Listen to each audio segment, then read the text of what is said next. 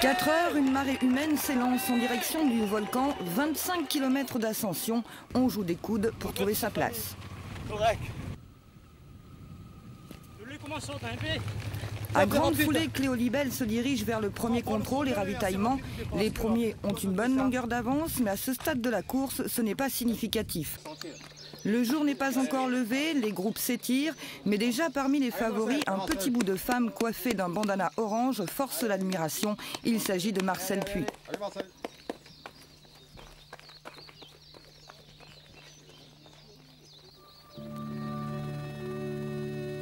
Dans les premiers sentiers abrupts, le rythme est élevé. On s'attaque au flanc du volcan, la végétation s'estompe pour faire place à un paysage aride. Dans les plaines de sable, 2 hommes sont isolés.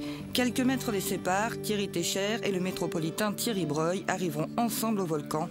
Ils semblent partis pour battre des records, à la plus grande joie des organisateurs qui célèbrent cette année le 10e anniversaire du Grand Raid. 1 à 1, les concurrents arrivent, direction Piton Textor.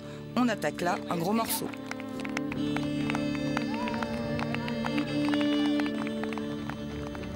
C'est épuisé que Charles-André Fontaine rejoint Sillaos. Le physique en a pris un coup. Seule la présence de sa femme et sa fille le pousse à continuer.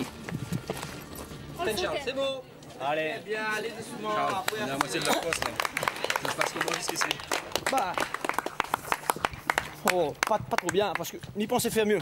Mais à mon avis, pas que moi, il est fatigué. La course est encore longue. Grosse difficulté à laquelle les raiders ne s'attendaient pas, la boucle de Trois-Roches. C'est ici que Thierry Técher se met définitivement à l'abri. Impossible pour Cléo Libelle de suivre le rythme.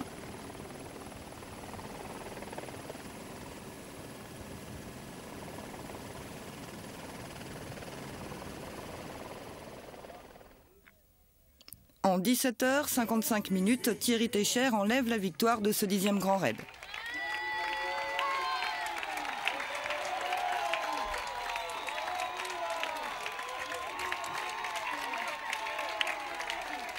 Je dédie ma victoire à mon défunt frère qui vient de mourir. Ouais. Voilà. Sincèrement, du général, comment il était un peu? Très dur.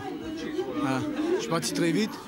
Et en plus, avec la boucle Trois-Roches, là, ça a fatigué tout le monde, je crois. Bien content d'être sur le podium, Cléo Libelle franchit l'arrivée en 18h31.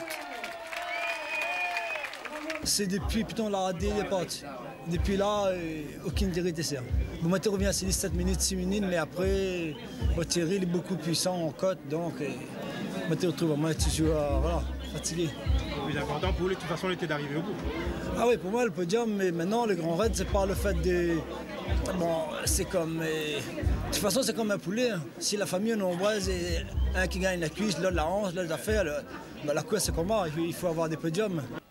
À une petite minute seulement, Charles-André Fontaine enlève la 3e place podium, une place inespérée dans les crampons handicapés. Marcel Puy, la première féminine, termine 10e en 20h54.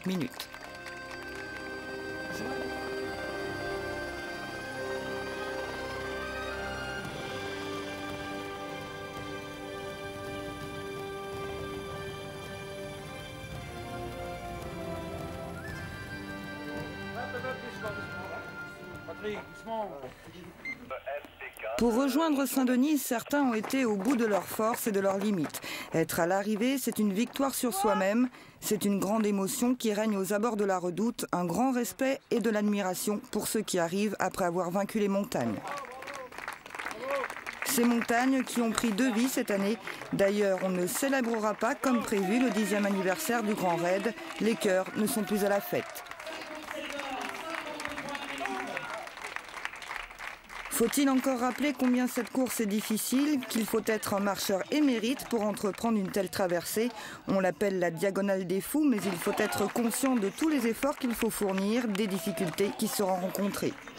La pérennité du Grand Raid ne semble pas être remise en question, mais les organisateurs apporteront quelques modifications pour les prochaines éditions.